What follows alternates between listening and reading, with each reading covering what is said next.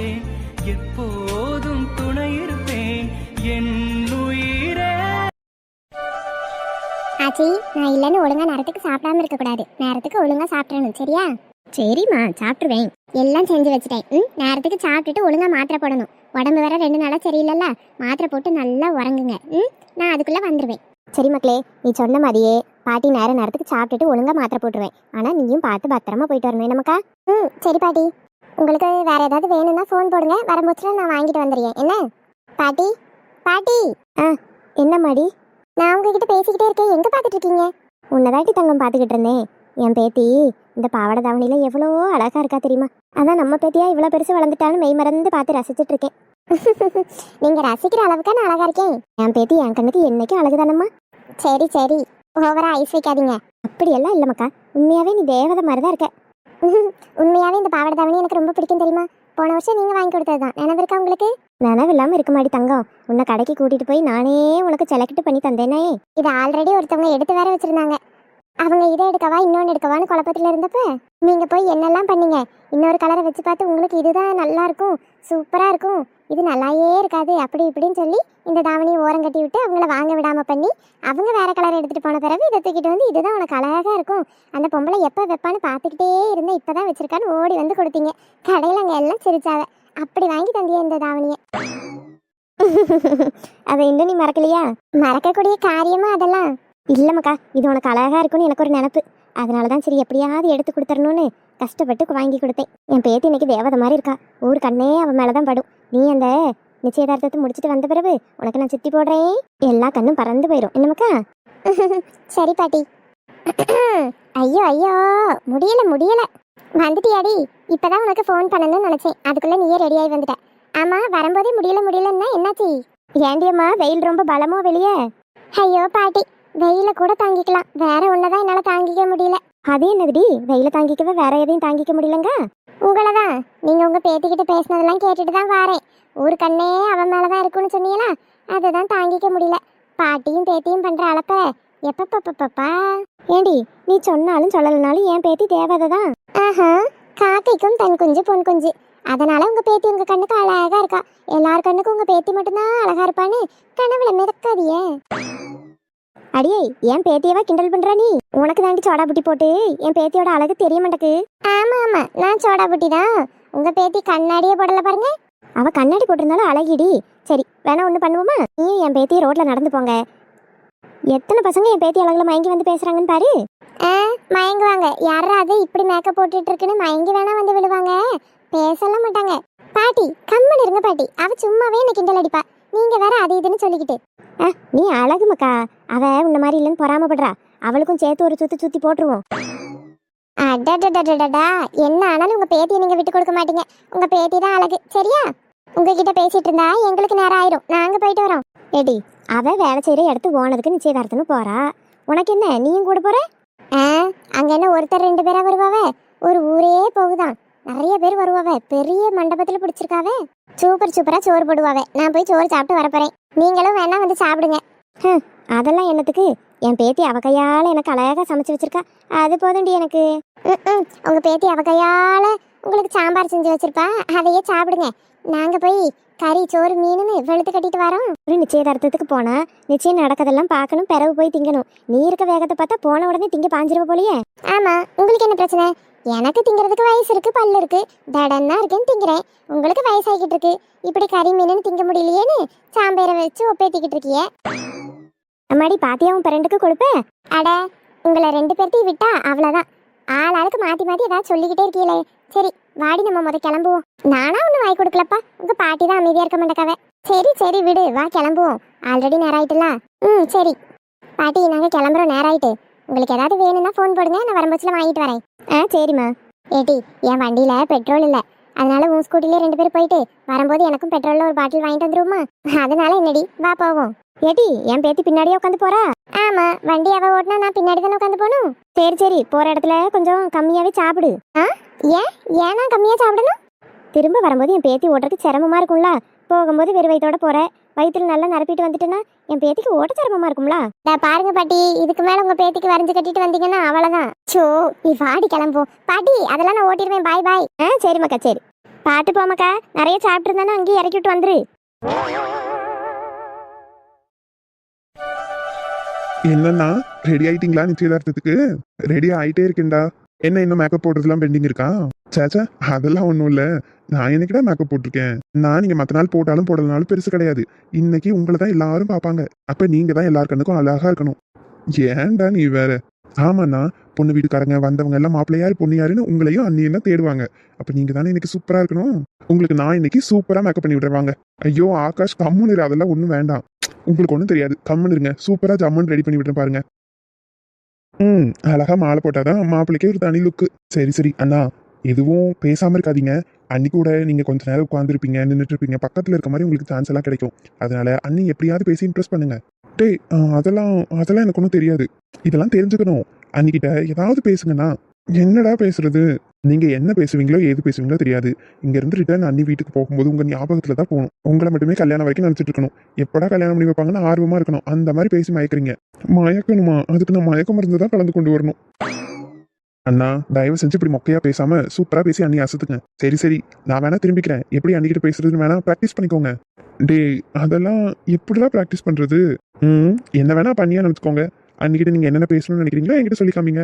நான் அது நல்லா இருக்கா நல்லா இல்லையான்னு சொல்றேன். டே, என்னடா பேசுங்கண்ணா. நீலாம் சின்ன பையன், அப்படிலாம் உங்ககிட்ட பேச முடியாது. ஓ அப்படி, சரி சரி, நீங்க அன்னிக்கிட்டேயே பேசுங்க. ஆனா சூப்பரா பேசுங்க.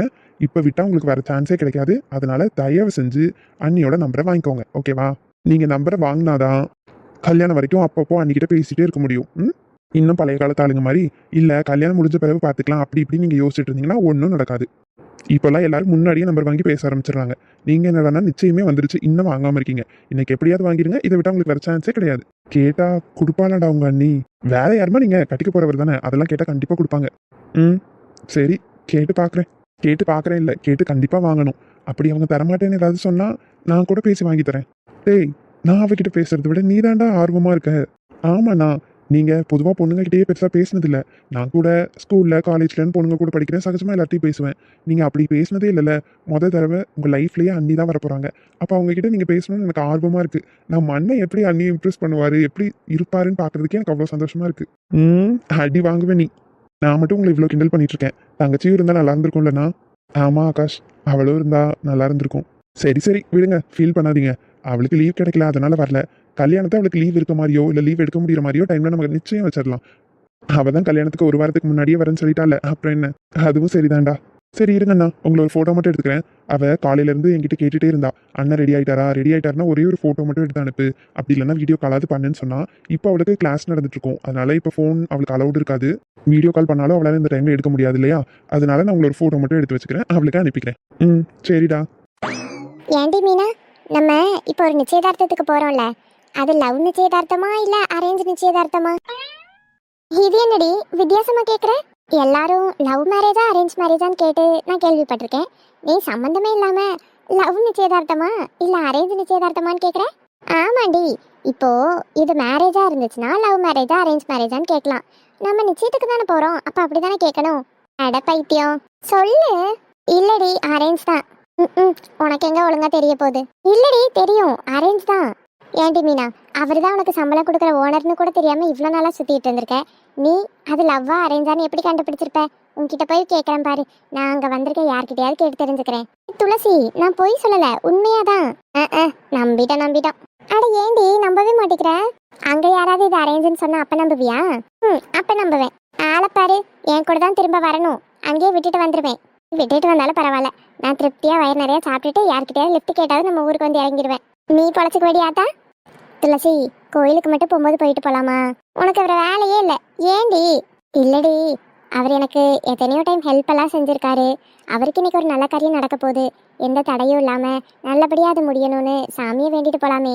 இந்த பாரு, உனக்கு தான் அவர் நல்லது செஞ்சிருக்காரு, எனக்கெல்லாம் ஒன்றும் செஞ்சதில்லை. அது மட்டும் இல்லாம அவர் செய்ய போற நல்லதே இன்னைக்கு போடுற சோறு தான். அதுக்காக தாண்டி நானே உன் கூட வந்துகிட்டு இருக்கேன். கேட்டா போய் சோறு கீரை முடிஞ்சு போச்சுன்னு சொல்லிட போறாங்கடி. வருத்தமா இருண்டி எனக்கு. ஐயோ ஏண்டி, அவ்வளோ பேர் வர ஃபங்க்ஷன்ல கொஞ்சமாவா சாப்பாடு சொல்லியிருப்பாங்க? அதெல்லாம் நிறையா சொல்லியிருப்பாங்க துளசி.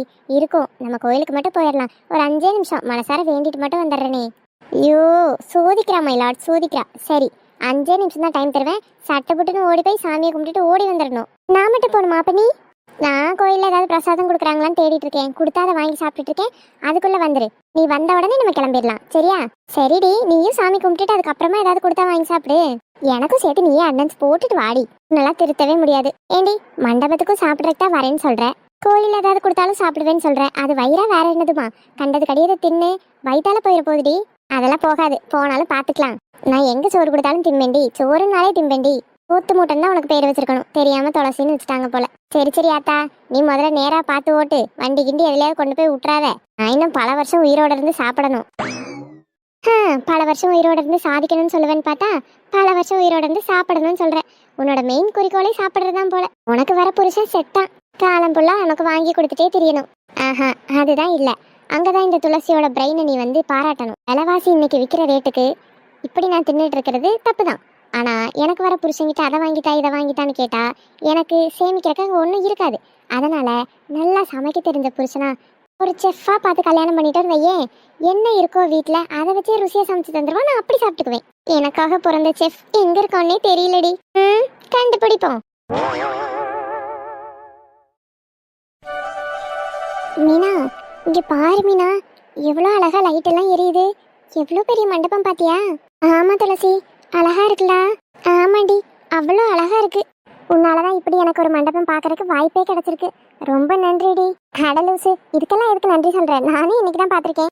இன்னும் ஃபங்க்ஷனே ஆரம்பிக்கல போலடி. ஆமா, ஸ்டேஜுக்கே வரல. நீதான் மாப்பிள்ளையும் பொண்ணும் வருவாங்க போல. நம்ம தான் கொஞ்சம் முன்னாடியே வந்துட்டோமோ? அப்படிதான் நினைக்கிறேன். அவங்க சொன்ன டைம் ஆக போகுது. எப்படியும் 5-10 நிமிஷத்துல ஸ்டேஜுக்கு கூப்பிட்டுருவாங்கன்னு தான் நினைக்கிறேன். சரி சரி, அவங்க ஸ்டேஜுக்கு வந்த உடனே சாப்பிட போலாம். இப்பவே போனா அசிங்கமா இருக்கும். வந்தோன்னா கொஞ்ச நேரம் நின்றுட்டாது போலாண்டி. நீ சொன்னா கேட்கவா போற? சரி அக்கா, நீங்க எப்ப வந்தீங்க? இப்பதான் மீனா வந்தேன். வந்து யாரையும் தெரியலையே உள்ளேன்னு தேடிக்கிட்டு இருந்தேன். அதுக்குள்ள உன்னையே பார்த்துட்டேன். நான் வீட்ல இருந்து கிளம்பும்போச்சுல உனக்கு ஃபோன் போட்டனே. ஆமாக்கா, நாங்க வண்டியில வந்துட்டு இருக்கும்போது ஃபோன் வந்துச்சா, அப்புறம் யாருன்னு நான் பார்க்கல. இங்க வந்துட்டு யாருன்னு பார்த்து கூப்பிடணும்னு நினைச்சேன். நான் ஃபோனே எடுக்கலையா கையில, அதனால தெரியலக்கா. அப்ப நீங்க தான் கூப்பிட்டுருப்பீங்கன்னு நினைக்கிறேன். சாரிக்கா. அட பரவாயில்ல, அதான் பார்த்துட்டோமே. இன்னும் ஃபங்க்ஷன் ஆரம்பிக்கலையோ? இல்லக்கா, இனிமே தான் ஆரம்பிப்பாங்கன்னு நினைக்கிறேன். சொல்லவே மறந்துட்டேன். இவதான் என் ஃப்ரெண்ட். தெரியுமே, இதானே துளசி? எனக்கா என் பேரெல்லாம் கரெக்டா சொல்றீங்க? உன்னை பத்தி நிறைய சொல்லியிருக்காமா. எப்பவும் உன் பேச்சு தான். நீதான் அவளுக்கு சின்ன வயசுல இருந்து ஃப்ரெண்டாமே. பரவாயில்லையே மீனா, என்னை பத்திலாம் எல்லார்கிட்டையும் சொல்லியிருக்க. ஏண்டி லூசு, உன்னை பத்தி சொல்லாம இருப்பேனா? நண்பேண்டி. நண்பேண்டி. நான் தான் லேட் ஆயிடுச்சுன்னு அவசரமா வந்தேன். ஆனா இங்க இன்னும் ஸ்டார்ட்டே ஆகல. டைம் ஆயிட்டுக்கா. இன்னும் 2-3 நிமிஷத்துல ஸ்டார்ட் பண்ணிடுவாங்கன்னு தான் நினைக்கிறேன். வெயிட் பண்ணி பார்ப்போம். சரிம்மா. அக்கா, உங்களுக்கு இந்த சாரி சூப்பரா இருக்கு. நிஜமா நல்லா இருக்கா? நான் என்ன பொய்யா சொல்றேன்? நிஜமாவே சூப்பரா இருக்குக்கா. தேங்க்ஸ்மா. அக்கா, உங்களுக்கு தண்ணி எதுவும் வேணுமா?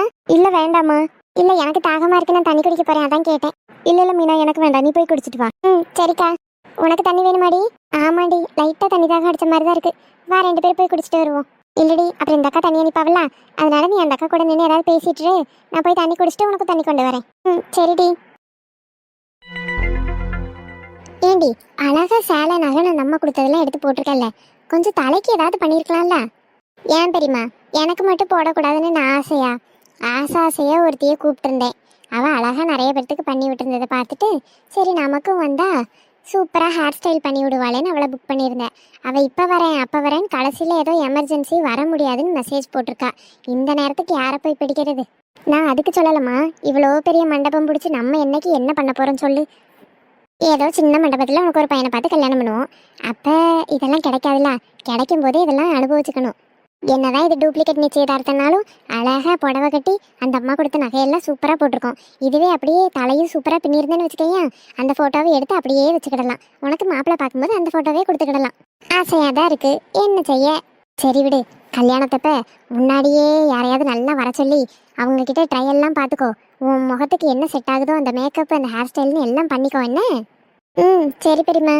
அதெல்லாம் என்ன நம்ம காசா? அந்த அம்மாவோட காசு தானே, இஷ்டத்துக்கு செலவு பண்ணுவோம். செலவு பண்ணுறது போக அந்த அம்மா சம்பளமும் கொடுக்குதுல்ல, அதனால் விடக்கூடாது. முடிச்ச அளவு காசை பிடுங்கிடணும். அதெல்லாம் பார்த்துக்கலாம் பெரியம்மா. இப்போ வரைக்கும் பேமெண்ட்லாம் கரெக்டாக கொடுத்துட்ருக்கேன் அந்த அம்மா. அதனால தான் நானும் இங்கே அப்படியே சம்மதிச்சுட்டு நடிக்கிறதுக்கு ஒத்துருக்கேன். இதிலே எதுவும் பண்ணி காசு தர மாட்டேன்னு சொன்னால் வீட்டில் போட்டு கொடுத்துருவேன்னு மிரட்டிடுவேன். அவ்வளோதான். நமக்கு ஏதாவது பிரச்சனை வந்தால் நம்ம எஸ்கேப் ஆகிறத தான் பார்க்கணும்டி. ஐயோ பெரியம்மா, அங்கே பாருங்க அந்த ஆளை. எந்த ஆளை பார்க்கணும்? யோ என்னையாச்சு, எதுக்கு அழுதுட்டு இருக்க? அழாம என்னாச்சுன்னு சொல்லுங்க. அம்மா அம்மா, என் பொண்டாட்டி காலையில குளிக்கும்போது பாத்ரூம்ல வழுக்கி விழுந்துட்டாளம்மா. தலையில கொஞ்சம் நிறைய அடிபட்டுருச்சான். இப்பதான் பக்கத்து வீட்டுக்காரங்க ஃபோன் பண்ணாங்க. அவளை கொண்டு போய் ஹாஸ்பிட்டல்ல சேர்த்துருக்காங்களாம். நான் உடனே போயே ஆகணும். அதனால நான் இப்போ போயிட்டு வரேன். நீங்க ஏதாவது இங்க சொல்லி சமாளிச்சுக்கிறீங்களா? என்னையா விளையாடுறியா?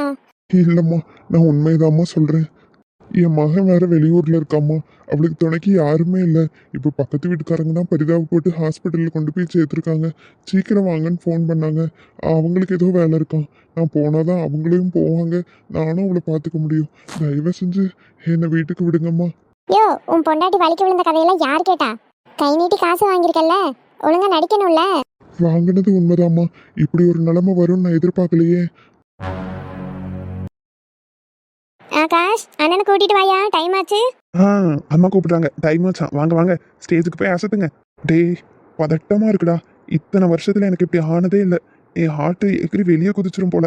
அவ்வளோ ஃபாஸ்ட்டாக துடிக்குது. ஒரு மாதிரி படபடப்பா இருக்குடா. எங்க மருதண்ணன் இப்படிலாம் பயந்து நான் பார்த்ததே இல்லையே.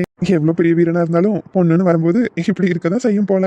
டேய், சரி சரி, வாங்க வாங்க, பயப்படாதீங்க. டைம் வேற ஆயிட்டு இருக்குல்ல. சரி வா போலாம்.